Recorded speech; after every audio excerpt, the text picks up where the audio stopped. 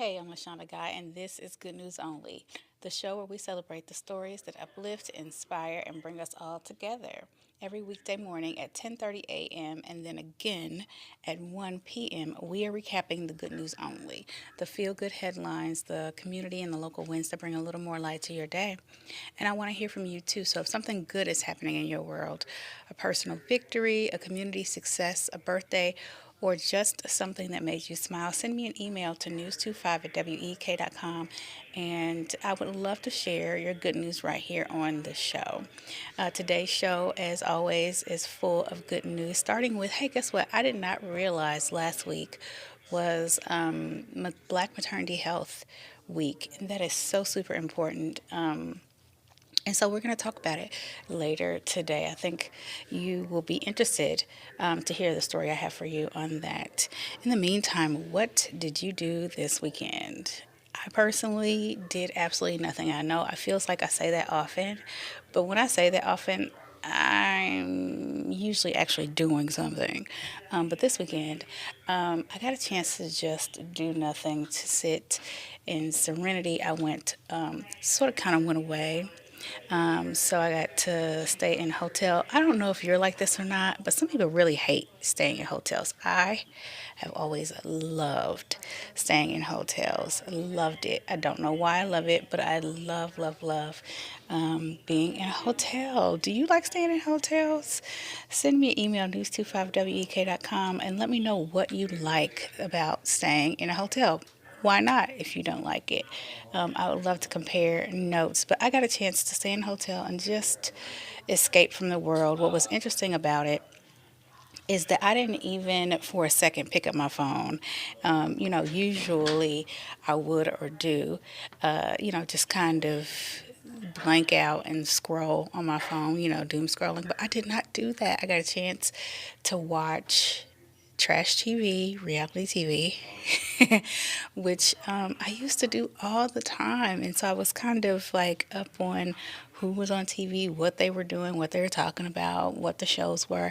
But it feels like in the last year, well, since moving here, my brain is just kind of fried by the time I get home. And so I'm just like, doom scrolling to clear my brain and not think about anything. I could just be on autopilot. And I kind of miss television and film. If you know me, you know that my background is in film, and I just miss like the latest documentaries. I miss the latest of what's happening on TV. But I got a chance to kind of catch up this weekend. It felt really good just to sit back and be me and disconnect from the world, including my phone. I mean, I turned my location off. Don't tell Tay, because she told me to stop doing that. But it was really nice. I had a good time. What'd you do? Let me know what you did this weekend. How was your weekend? Ooh, Sunday, though, I did actually get out of the room. Like, my niece had a dance showcase. She did really well there. So all those young ladies did an awesome job. And then I went to dinner for a friend's for her son's birthday last night, which was great. So I got a chance to be with family and friends over the weekend. I guess yesterday, but from Friday till Sunday afternoon or Sunday mid morning, it was wonderful, just complete silence. So I would have to say I had a great weekend. I'm interested to hear what you did. I know there were some storms, so I don't even know if there was anything like happening around town. Was there stuff happening around town? That I'm so bad about knowing what's going on around town. I've always been like that. So if there was some fun stuff happening around Central Illinois, let me know what it was. News25wek.com. Be sure to put Hey Shauna in that subject line. In the meantime, we will be right back after the break.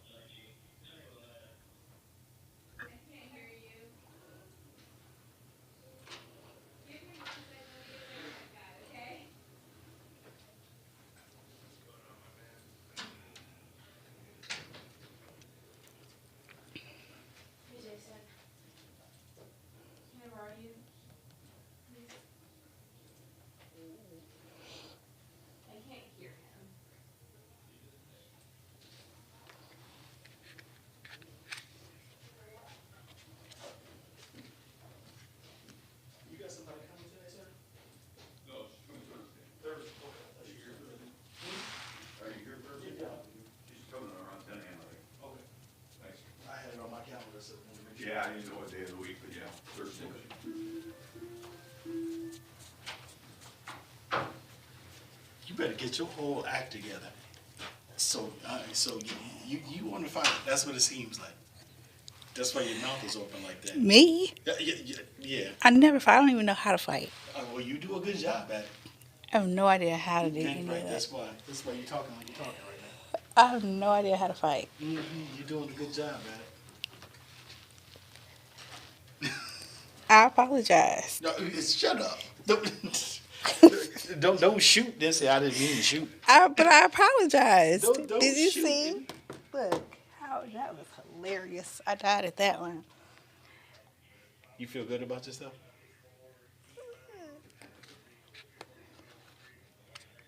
I was nice. I made it better. I made it better. Who gets a headshot and then says, "Yo, I didn't mean to shoot you in the head"? But then you That's mean? what you want. But then that is you chose violence, and so we will live in violence. and what's gonna be a result? I don't know, but it ain't gonna be good. What are you doing? Is that Eric that I'm The looking at? sound isn't working. No, this is another Family Institute. Oh, okay. I thought that was Eric Sorensen. No, not even Oh close. no, no, that's not Eric Sorensen at all. For some reason, the sound isn't working.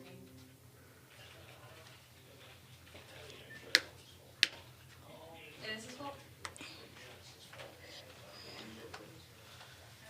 Well, stick around, please.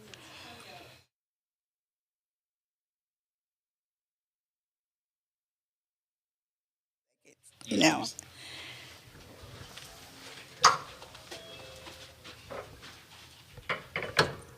I'm trying to come back for y'all, but he's not letting me.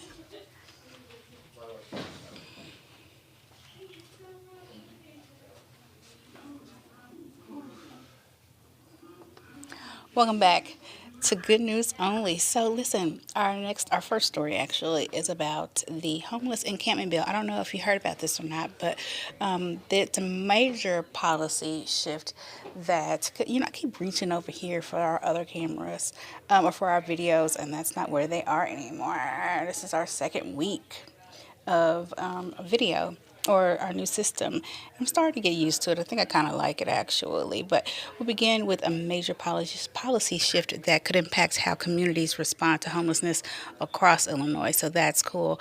After a year under a public camping ban in Peoria, a new proposal in Springfield could change enforcement statewide. The bill would restrict, local governments from fining or criminally penalizing people experiencing homelessness for basic survival activities on public property. That to me, that in my mind, that just is common sense. But okay. It also requires at least a 3-day notice before removing encampments, except in specific emergency situations. Supporters say that the goal is to shift focus toward outreach, housing, and support services rather than punishment. That just makes sense to me. I'm sure the other side made sense to them somehow, but this just makes humanity sense like I don't understand. But opponents argue it limits local control and reduces the ability to manage public spaces effectively. The proposal already cleared the House Housing Committee and in an 11-4 vote, and now heads to further debate. So, I get what the opponent is arguing in terms of reduces the ability to manage public spaces, maybe. But they're people, so I don't know. But it's at least good news for people who are dealing with the larger issue, which is homelessness. That comes with so many different issues in and of itself. So hopefully, this is a step toward helping to solve some of those issues. And there is a foster care records bill as well that I thought you might like to know about. Yes, we are doing good with the videos today. So, this is another measure that's moving forward in Illinois, and it's focused on giving families more information and children more clarity about their past. The Illinois Senate is advancing the Healing Through History Act, which is aimed at improving transparency in foster care adoptions. The bill would require the state to provide full records, including medical, educational, placement, and counseling history at least 30 days before adoption finalization. So it's also allows former foster youth to access those records once they turn 18. And advocates say that this helps children understand their background and give adoptive families tools to better support them. I think this is wonderful news. I think it's really good as a person who is familiar with adoption. I have a person in my family who was given up for adoption and she later found us. And then I have a sibling in my family who was adopted. I think this is an awesome thing. Both people were looking for, both siblings, they're both siblings actually. One's a sister, one's a brother. But they both, I have experience with both of them looking for their families and then just looking for their medical history, the medical information. And that was very hard for them in some cases. So I'm glad this is a thing. I'm glad that it's moving forward. And I'm glad that they'll be able to better understand their background because when they have their children of their own, they're going to need to know what's going on. And again, I think this is also great because it gives those adoptive families tools to better support those family members. The legislation also ensures developmental milestones are documented during DCFS care, which is amazing, and that they are included in those records. So supporters emphasize the knowledge of a child's history can lead to better long-term outcomes. Yeah, there's nothing more to say here. It can, absolutely. Absolutely. Just thinking about my two siblings and, the hardships that they have faced, just not knowing. I mean, it really aches their hearts when they don't know, especially medically. That is so scary. So I think this is a great, great thing, and I hope for the best in this case. So also, when we were talking earlier about Black Maternal Week. Well, this is the story I was telling you about. I thought this was really, really interesting. So there's a home for moms who are expecting, and it's in Washington, D.C. So as Maternal Health Week has come to a close, there is a program in the nation's capital that is offering a new model of care. So in Washington, the Honey program supports pregnant women experiencing homelessness. The participants, for example, Brianna Walker, say that the program provides not just resources but consistent emotional support during pregnancy, which is so important. Operated by the Community of Hope, the initiative connects women with healthcare services, housing, and essential supplies. CEO Kelly Sweeney McShane says that the goal is to bridge the gap between healthcare providers and homelessness services. She said something really interesting to me. She said that um, the homeless expectant mothers, the homeless community, period, doesn't really understand healthcare, and healthcare doesn't really understand homelessness, and that.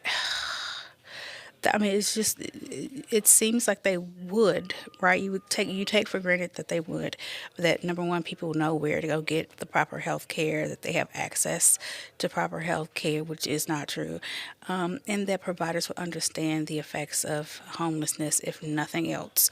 But that's not always the case. And so this is a program that seeks to bridge the gap between healthcare providers and homelessness. So that is awesome, especially considering that the particular community this program serves are expected mothers. A study by George Washington University found improved birth outcomes, including fewer preterm births and low birth weights. Leaders say that this program, could serve as a national model as housing challenges grow across the U.S. Man, I just thought this was a great program, and this lady here even talked about mental health. I believe it was her. It may have been the other lady in this story, but they were talking about just mental health and how it helped so much. With no, in which to me that's you. After you think about it, it's a no-brainer. I would think your mental health would be supported in this case, knowing at least where you're gonna go every night of your pregnancy and after you have your baby, and knowing that you're going to be safe and supported during and after labor. So that's a great thing, and I think it's like they said, it could serve as a model as housing challenges grow across the country. And in other good news, there was a triathlon tribute I thought you might like to know about. I've never done or participated in a triathlon. I had a friend who did several years ago. It was like her dream thing to do, and she did accomplish it. But it just feels it seems in my mind like a lot of physical activity and a lot of training. But this is an example of turning a powerful story of perseverance into one of remembrance as well. So, a college student is actually who is at the helm of this story. His name is Adam Bolin. And he competed in a triathlon to honor his late friend Charlie Van Emmen, who died from cancer. The event took place with the Texas A&M Triathlon Club. A cancer survivor himself, Bolin says his goal is to inspire others to overcome the impossible. Look at that, me saying don't think I could do it, and this is all done to inspire us to the impossible. He presented completion medals to Charlie's brothers and families as a tribute to Charlie. Bolin is now planning another race in September, and he also founded Adams Army Foundation to support families facing pediatric cancer. That must be a difficult situation to be in, especially as a kid. It's hard enough for kids to kind of process death and loss and grief.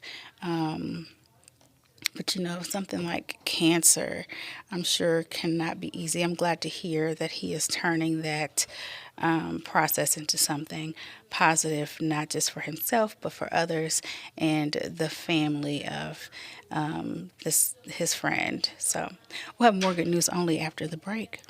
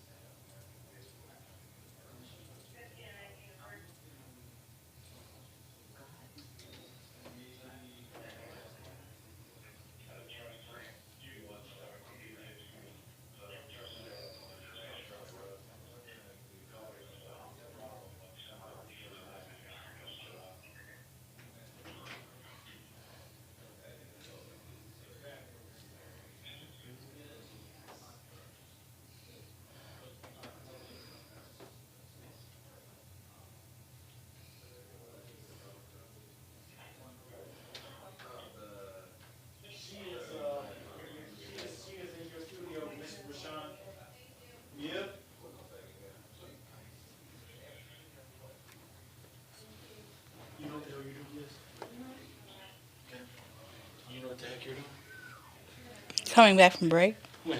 Now. When? Now. When? Now. Really?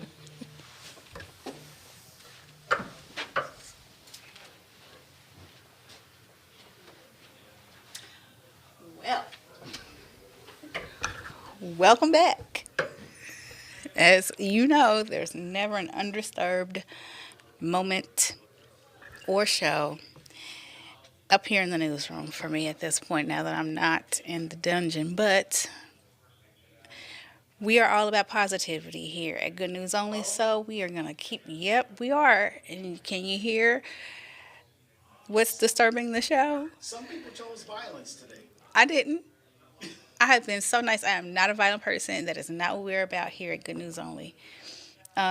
You are choosing violence by turning the microphone and making us have to have this conversation live on air. This, I'm going to put in my 2 weeks. Very soon.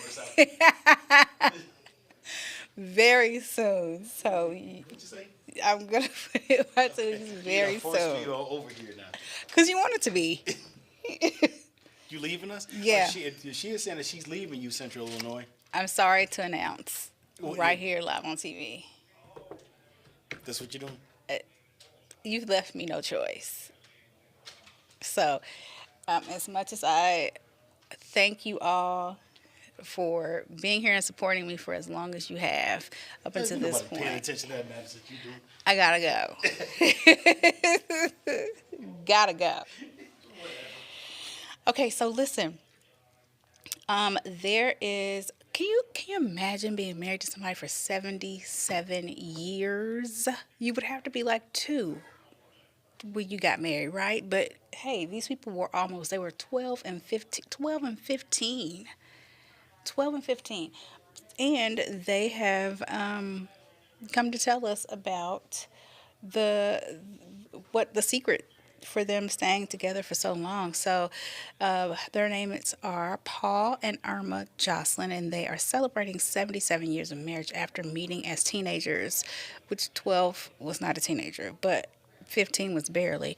The couple says that their philosophy is 100-100, meaning both partners give their full effort, and their relationship has grown into a family spanning 58 members across generations. Rather than grand gestures, they say success comes from everyday acts, helping each other, sharing responsibilities, and staying kind. Family members describe their love as something that has only strengthened over time, and their message is lasting relationships are built on consistent care and commitment. Congratulations to them. We'll have more Good News Only after the break.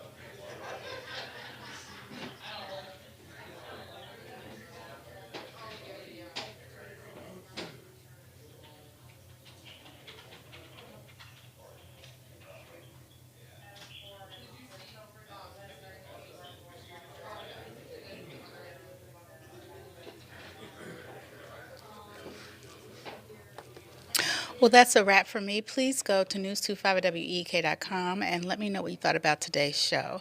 In the meantime, be sure to check out the Midday Newscast and meet me back here today at 1 p.m. for more Good News Only. I'm LaShawna Guy for 25 News. Have a wonderful morning.